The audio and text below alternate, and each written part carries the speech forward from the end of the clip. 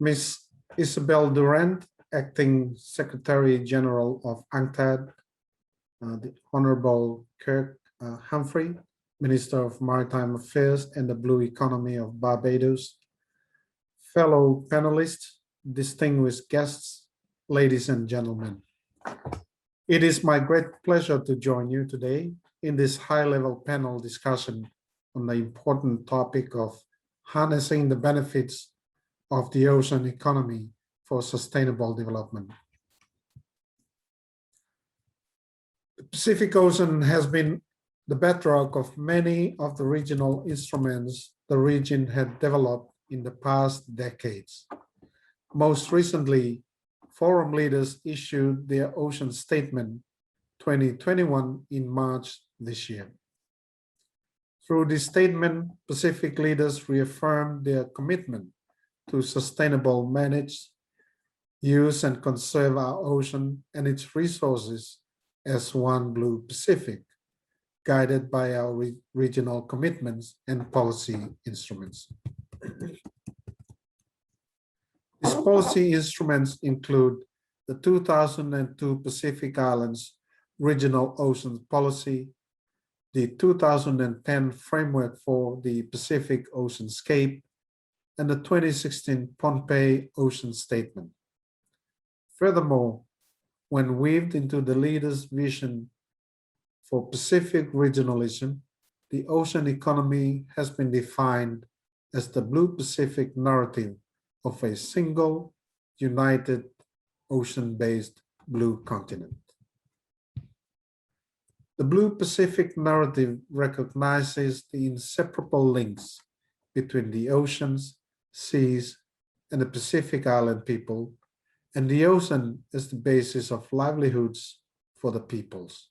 It seeks to achieve sustainable development that combines economic, social, and cultural development in ways that improve livelihoods and well-being of the people of the Pacific and the use of the environment in a sustainable way.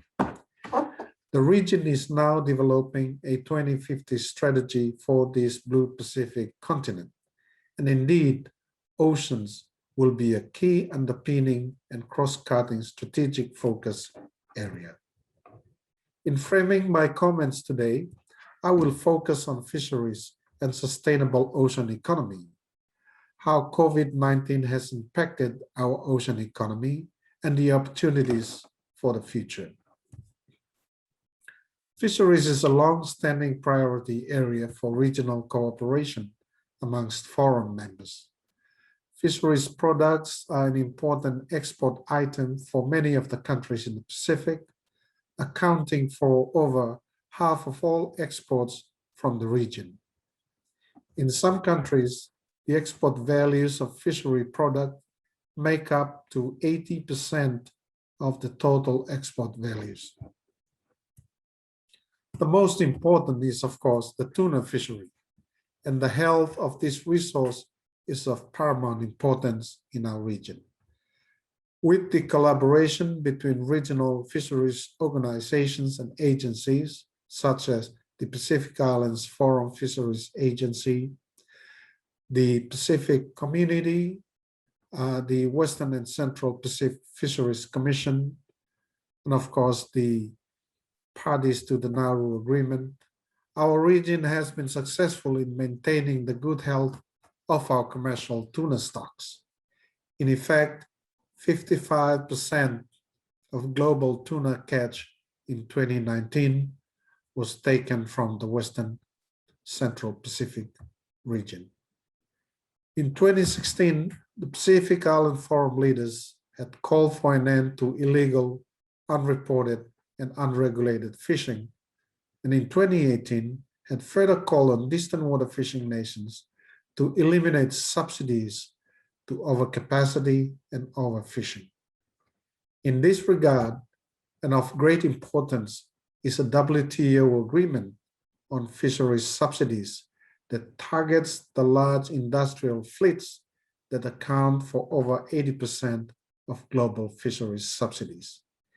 The agreement is important as it also ensures that the interests of developing countries including Pacific SIDS, are taken into account in line with SDG 14.6, the mandate on special and differential treatment. In addition, this agreement must provide policy space for the Pacific Islands and SIDS to develop their fishing capacity to enable them to directly exploit their fisheries resources in the future. UNCTAD's role is therefore important. It would be important in assisting developing countries, especially the SIDS and the least developed countries, with the implementation of the Fisheries Subsidies Agreement. Our climate resilient ports, PIFS is currently working with UNCTAD on port management project to facilitate trade at the border by improving port efficiency in the Pacific. One aspect that may need to be incorporated is the sustainability dimension of port operations and management. The public health measures and border closures in response to COVID-19 has impacted trade and other major economic activities in the Pacific region, including ocean-based economic activities such as tourism and fisheries. In this context, to respond and to recover, fisheries has been identified as one of the focus areas in recognizing that maintaining market access and accessing new markets for the region's fisheries products is an important priority. The export of fresh tuna and other fresh fisheries products, especially those that predominantly rely on air freight for transportation, were no doubt hard hit due to the increased air freight costs. The Secretariat continues to work to mobilize support to address the high air freight costs in our region. Furthermore, a Pacific Aid for Strategy 2020 to 2025 was endorsed by the Forum Trade Ministers in 2020. It has a critical role to play in helping developing countries turn trade policies and strategies into real world trade development. We will welcome support from UNCTAD in implementing this strategy, which focuses on services sector, the e-commerce, comprehensive connectivity, and deepening foreign market. To consolidate our regional efforts towards sustainable use of our ocean resources, the Secretariat is seeking a mandate from our economic ministers this year to develop a Blue Pacific economic strategy.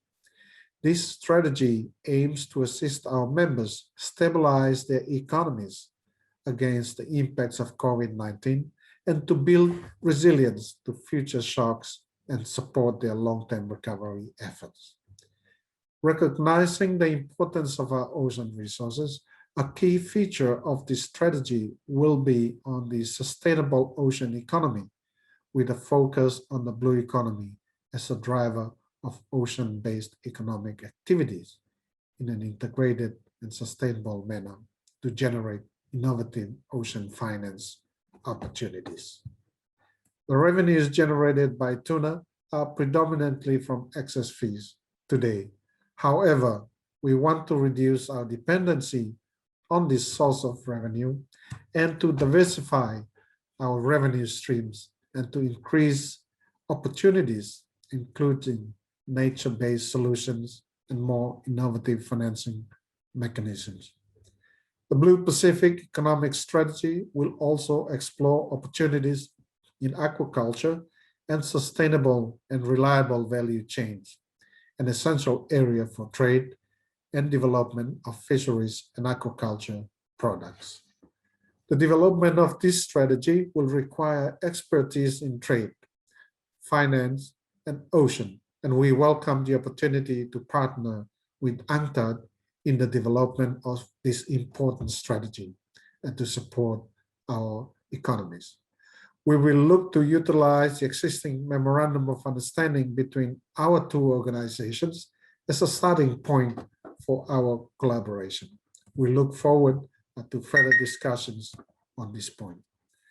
To conclude, we join the Pacific Oceans Commissioner in a call for greater collaboration with development partners to improve economic recovery efforts and the formation of a sustainable ocean economy in response to the pandemic challenges. At UNCTAD 15, we should ensure that UNCTAD's mandate on oceans economy is continued and reflected in the outcomes. This would enable UNCTAD to assist SIDS like us in the Pacific with technical assistance and capacity building. Finally, UNCTAD 15 and Oceans Conference should focus more on mobilizing the required resource to support the work on sustainable oceans economy, and particularly in the small islands developing states. I thank you again and wish you all a fruitful deliberation today. We look forward to the outcomes of these deliberations. Thank you.